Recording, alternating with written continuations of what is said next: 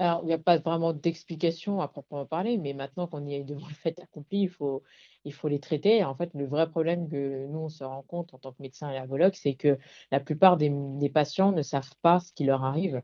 C'est ça qui nous attriste le plus parce que en fait, voilà, dans ce qu'on rapporte aux patients, et ce qu'on relaye comme information générale auprès de avec la santé publique, hein, tout simplement, il n'y a pas forcément, d'item sur l'allergie alimentaire, qui est assez, grave comme diagnostic. C'est un diagnostic sévère, pour ceux qui sont allergiques sévères, pour le coup, selon la réaction et l'allergène en question et souvent, bah, les patients sont un peu démunis parce qu'ils ne savent pas de quoi ça relève, quelles sont ces réactions, parce que ça arrive d'un coup et pourquoi ça leur arrive. Donc c'est un peu problématique et d'ailleurs, c'est pour ça que la semaine mondiale de l'allergie, ça a été un peu, le pourquoi de ça a été créé en France parce que, on voulait défendre et faire comprendre aux patients un peu bah, voilà, les explications, le b.a-ba un peu, basique, de ce que nous, on en pensait en tant qu'allergologue. Les profils, les plus classiques, c'est ceux les patients qui ont, des antécédents d'eczéma, d'asthme. Maintenant, c'est vrai il y a beaucoup d'allergiques, ils deviennent allergiques alors qu'ils n'avaient pas d'antécédents particuliers, quoi donc finalement, non, il y a pas vraiment de cible à part ces fameux patients qui ont des antécédents d'eczéma et d'asthme, qui ont plus de susceptibilité à devenir allergiques, alors soit respiratoire, soit alimentaire, soit absolument rien d'ailleurs, mais voilà, ils ont plus de risques que ces patients-là.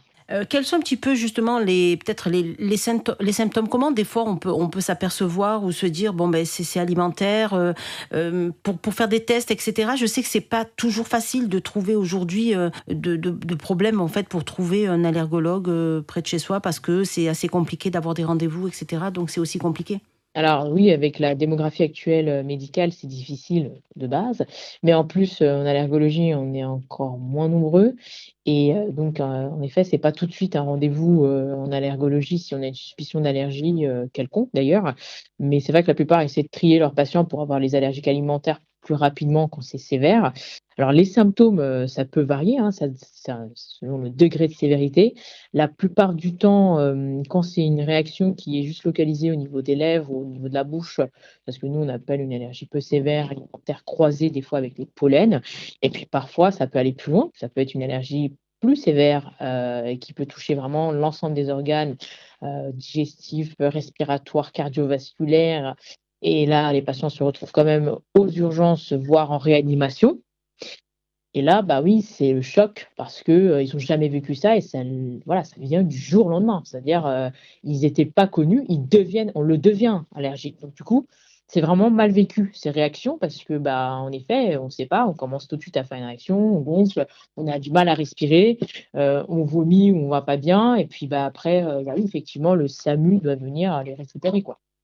Et ça doit être aussi encore plus compliqué aussi pour, les plus jeunes en fait, pour les enfants aussi? C'est Alors difficile. effectivement, quand ça arrive, à l'école, ou quand la première fois ça arrive à l'école ou voilà, dans une structure, un établissement, c'est encore plus compliqué parce qu'en effet, bah, oui, c'est pas, voilà, le corps, les métiers, de l'enseignement doivent appeler, le SAMU, voilà, suivre une procédure pour pouvoir, bah, effectivement prendre en charge l'enfant, quoi et donc oui, tout ça, c'est de plus en plus nombreux et c'est vrai que nous, on constate beaucoup plus de patients allergiques alimentaires, des sévères encore plus et du coup, c'est alarmant. C'est très alarmant pour nous.